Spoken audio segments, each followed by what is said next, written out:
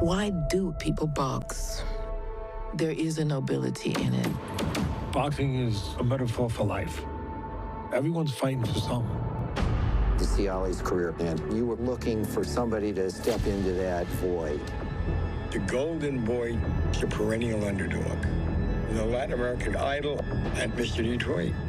The Four Kings gave us maybe the greatest period in the history of the sport.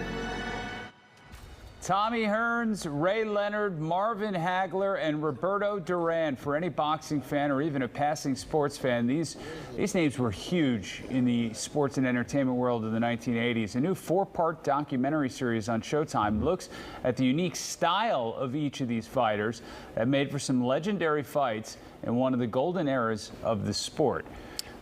The series is called The Kings, and director Matt Whitecross joins us. Good morning. Good to see you. Good morning. Morning. How are you guys doing? Very good. So congratulations, I guess, so far on the earlier reviews for the show have been tremendous. And one thing that struck me is a lot of the reviews I read were from younger reviewers or people who really did not have all that much knowledge about that time in sports history. What do you think it was about those 4 men and that time that makes for such a compelling story? It's such a good question. You know, why are we talking about them all these decades later? There was something, I think, when people talk about the era of Ali, and then they talk about the era of Tyson that came after these guys, sandwiched in between with the 4 Kings. And people talk about them much less, I think, certainly over in the UK. But actually, their legacy is every bit as strong. And I love the fact that they fought each other. They weren't afraid of fighting each other. They fought each other 9 times in total. And they ended up, for me, in some ways, representing a kind of complex picture of 80s America.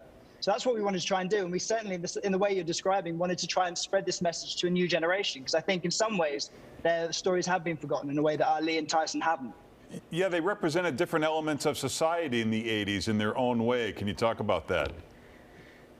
Yeah, I mean, I think if you had Sugar Ray Leonard was started out as he was going to be the new Ali. He was inheriting that mantle. Ali was in some ways a mentor. He looked out for him a little bit. He inherited some of his team. And he was beautiful. He was good looking. He was charismatic. He had everything. And he was ferocious in the ring.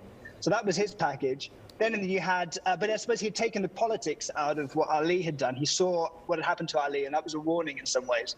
Then you have Marvin Hagler was the working class hero, but he was someone who could never really catch a break and never became or was never allowed to become a superstar in the way that Leonard was, and he really resented that, lived in his shadow to a degree. Then you had Tommy Hearns, who was the knockout guy who could floor people normally within about 10, 15 seconds of entering the ring.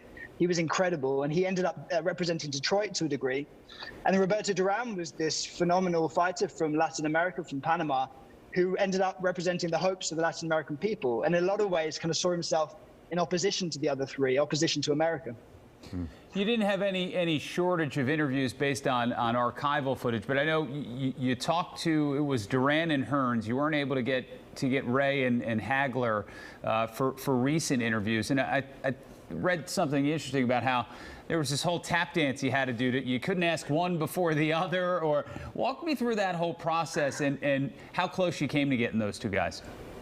Yeah, correct. I mean, I've worked a lot with musicians in the past, and sometimes it's a similar kind of thing. I made a film about British band Oasis, and everyone was saying, well, if you get Noel, then you won't get Liam, the lead singer. If you get Liam, you won't get Noel.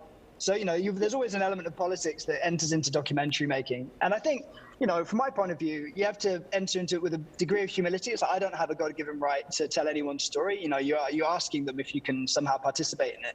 With Marvin and Ray, there was still that animosity all these years later. The final fight didn't go the way that Marvin was hoping. And they still have, you know, they've met each other a few times through the years, but they still didn't see eye to eye. So everyone said, look, if you go to Marvin first, Ray will be out, and vice versa. And we talked to both of them. I felt it was only fair to approach all 4 fighters simultaneously. And it looked like we were very close with Ray and with Marvin.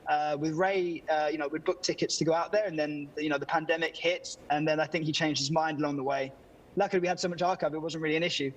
With Marvin, you know, I mean, right up until the end, I was holding on to hope, and then we heard about the news of his passing, which is incredibly sad. So, yeah, you know, I mean, I think we were lucky to a degree in that they've spoken so much about these issues in the past that it wasn't a massive issue. But yeah, I mean, I very much would have loved to have met both of them. Well, Matt, congrats on the earlier reviews. I look forward to watching it myself. The docuseries is called The Kings. It's on Showtime now. Thanks a lot, Matt. Thanks, Matt. Thank you so much. Cheers, guys.